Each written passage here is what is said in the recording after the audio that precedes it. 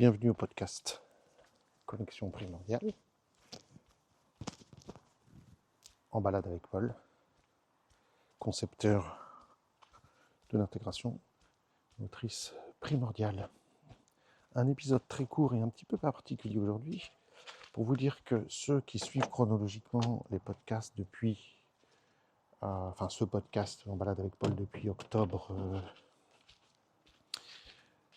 2025, où on est, il y a eu une interruption là, depuis 15 jours parce qu'il y avait un bug technique sur le site internet et donc les épisodes n'étaient plus publiés.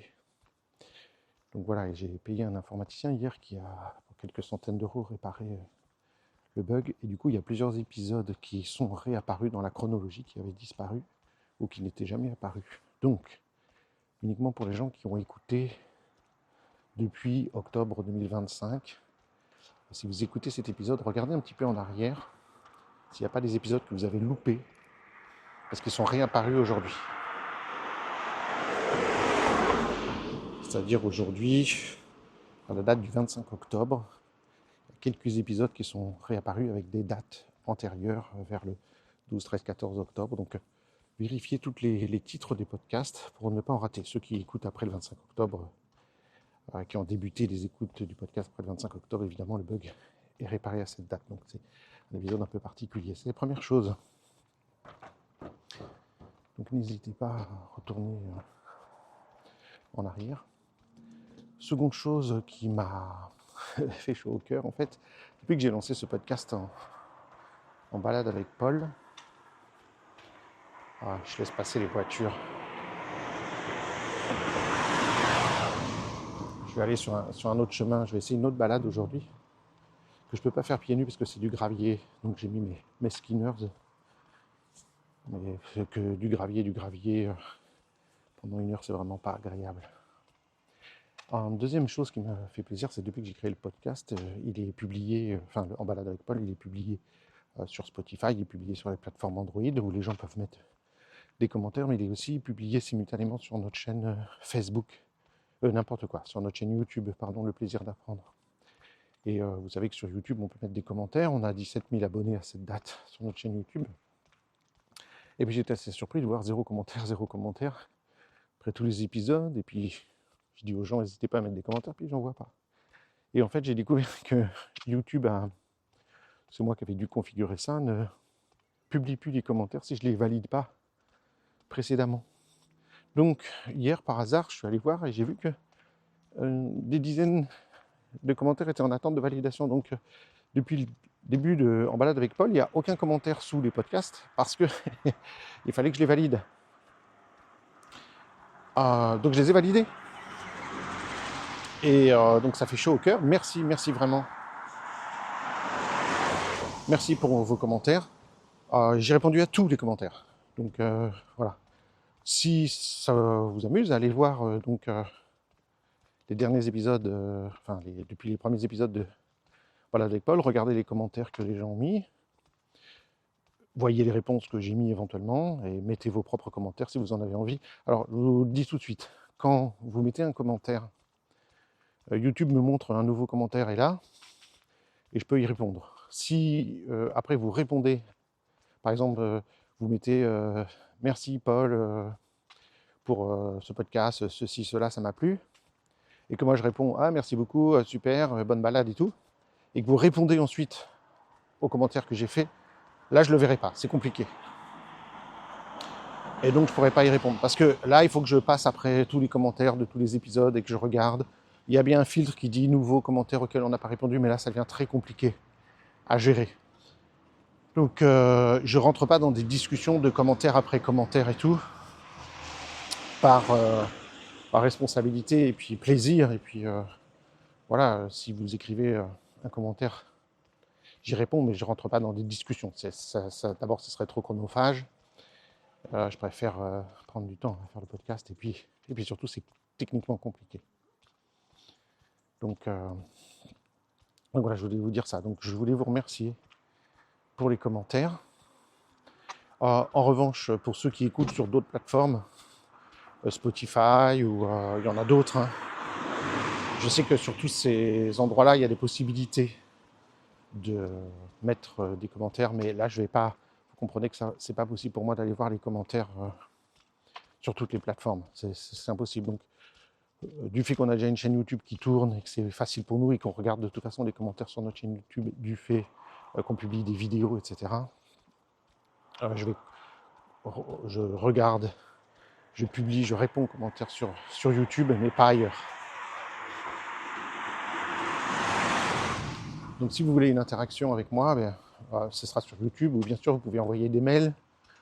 Le désavantage des mails, l'avantage c'est que ça fait très plaisir de recevoir un mail, ça de notre côté c'est vrai, c'est que si parfois c'est des choses qui sont plus généralistes, d'autres gens n'en profitent pas, ils ne peuvent pas lire ni votre commentaire, ni le commentaire que j'ai fait à votre commentaire.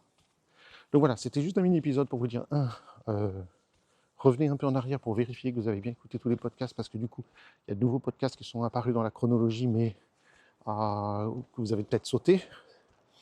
Donc regardez un petit peu en arrière s'il y a des sujets qui vous intéressent et que vous n'auriez pas vu ou écouté. Dernière chose, alors évidemment, il y a dans les commentaires que les gens font sur YouTube, c'est toujours chouette à lire. Vous verrez, il y a plusieurs types de commentaires. Il y a les commentaires des gens qui remercient. Ça, c'est toujours très appréciable. Il y a les commentaires des gens qui critiquent des choses et qui s'opposent à ce que je dis. Et je suis tout à fait ouvert à ça. Et au contraire, la discussion, le partage est toujours le bienvenu. Des fois, c'est un petit peu agressif. Vous avez tout faux, ceci, cela. Alors bon, je prétends pas avoir la vérité. Je dis que c'est juste un partage de mon expérience lors de mes balades. Prenez pas, c'est ça que je veux dire, tout ce que je dis forcément au premier degré, au sérieux. Je suis en plus en train de ne pas donner cours, là.